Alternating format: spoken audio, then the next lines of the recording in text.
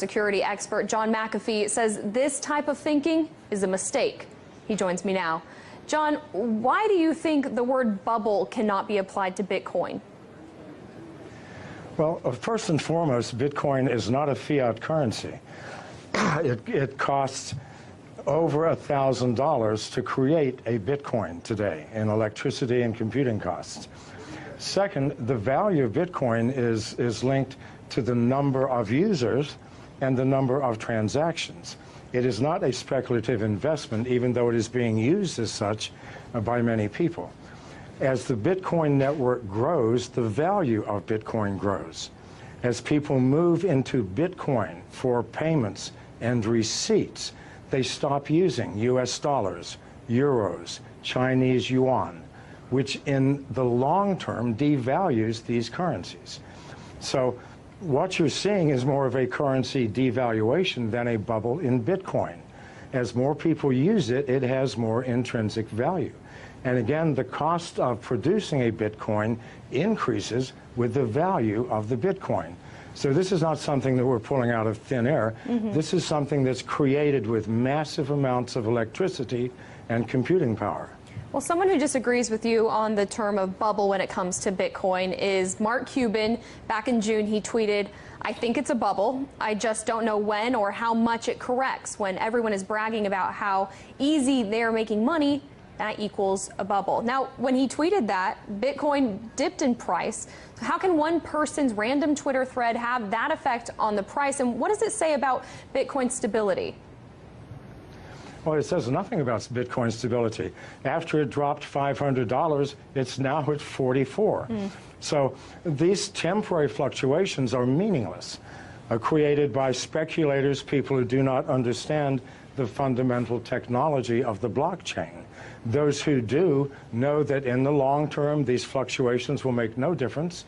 The more people who use Bitcoin, the more valuable it will become. This is the only metric we can use.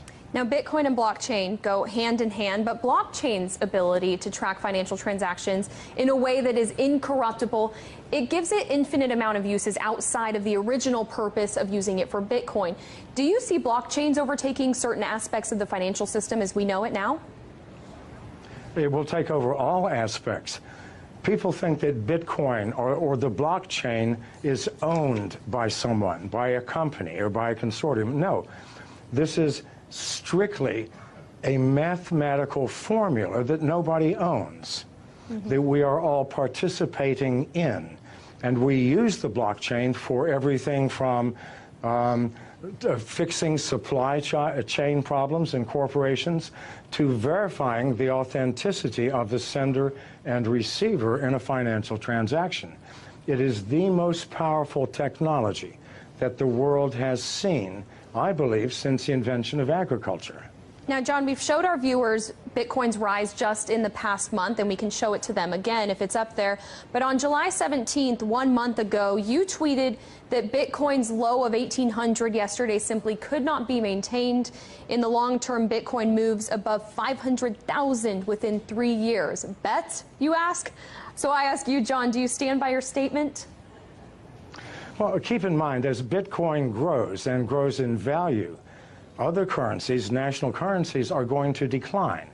So the advantage to using Bitcoin, the advantages are huge.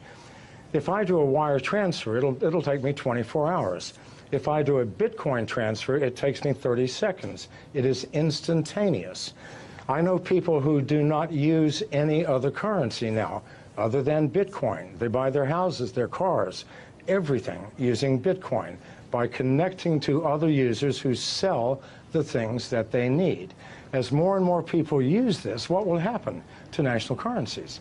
They will obviously devalue. They have to.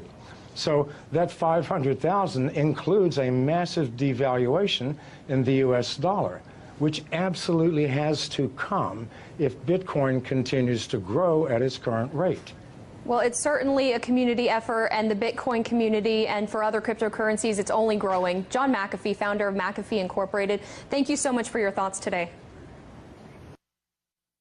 In the United States, copyright law allows for the fair use of copyrighted material under certain limited circumstances without requiring permission from the owner. Under the law, determinations of fair use take into account the purpose of use, the nature of the copyrighted work, the amount and substantiality of the work used in relation to the work as a whole, and the effect of the use upon the potential market for the copyrighted work.